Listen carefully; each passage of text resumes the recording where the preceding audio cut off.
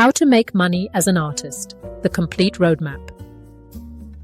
If you're a creative person who's ever thought, I wish I could actually make a living from this video is for you.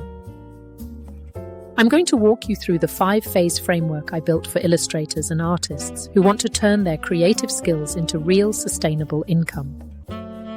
Not a vague, follow your passion plan, a structured business blueprint with actual tools, actual pricing, and actual scripts for the conversations most artists dread. Phase 1. The shift that changes everything. Here's the reframe that unlocks everything else. You are not selling art. You are selling outcomes, and art is the medium you use to deliver them. When you understand that, pricing stops feeling like guessing and starts feeling like logic. Your profitable niche lives at the intersection of 3 things: what you love making, what you're distinctively good at, and what the market is actively buying. Find that overlap and everything gets easier: your marketing, your portfolio, your client conversations. Phase 2. Offers and pricing. Every illustrator should have 3 offer types working together. Commissions for active income. Licensing, where a brand pays to use your existing artwork and you keep ownership for recurring income. And products like prints and digital downloads for passive income.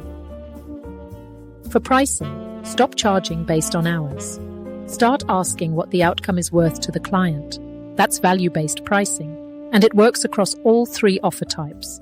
In the full course, there's a complete 3-tier pricing worksheet that also uses anchoring to make your core rate feel like the obvious choice.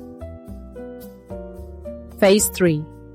Sales without the cringe. When a client says, "That's more than we expected," most artists panic and discount. Here's what to say instead. "I completely understand. Is it the total amount or more about the timing of payment? I do have a smaller scope option if that helps." That one question changes the whole conversation.